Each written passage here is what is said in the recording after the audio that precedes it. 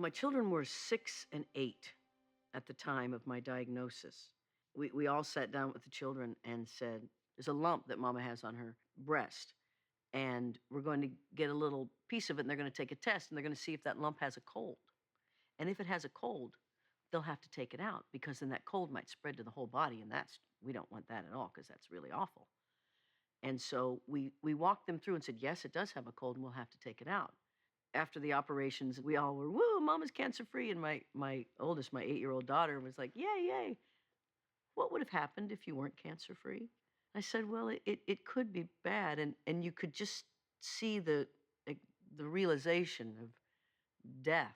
It's very important that you can help your loved ones so that they can operate, not only thinking about the fact that you are going to die, which is what really occurs to your friends and family.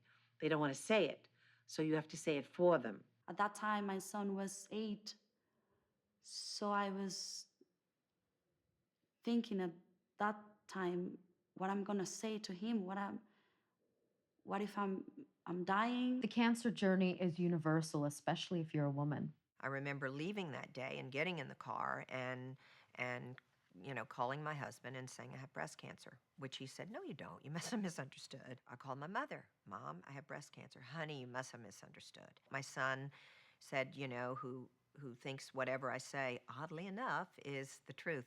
You'll take care of this. You'll get this out, and you will be fine. Right?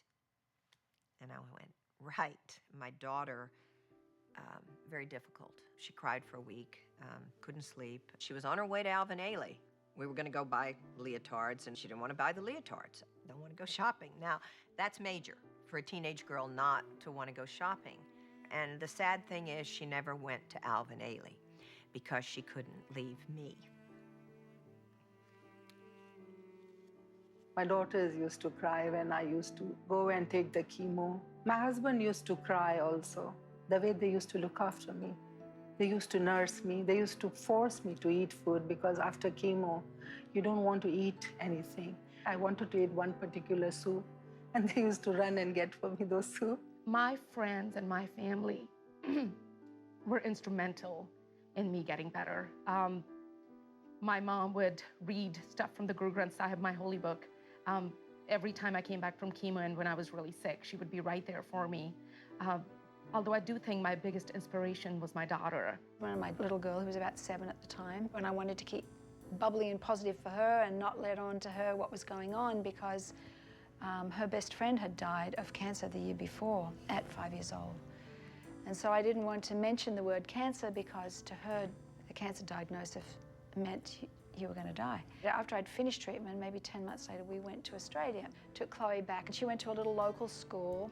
First day of school, some little kid said to her, because it'd been in all the papers in Australia, oh, your mum has breast cancer. My mum was telling me, da, da, da, da, da, da, da. So she comes running home from school and says, Mom, the kids at school said that you have cancer. Why didn't you tell me? And I said, well, I didn't want to scare you because of Colette, what had happened to your friend. She said, yeah, Mum, but I could have taken care of you. So I remember going into the ICU, and slowly my mom started coming back, from the coma, and she opened her eyes, and the first reaction was that, what are you doing here, and why aren't you in school? So typical my mother. When I got the word about my mom and I was told how bad it was, I thought to myself, well, now I'm going to lose my mom. I was scared she was going to die. Then my mom told me a solution. It's okay to be scared. We kind of grew up overnight. We were not those little children anymore, dependent on their mom and dad. It's a big depression on everybody in the family.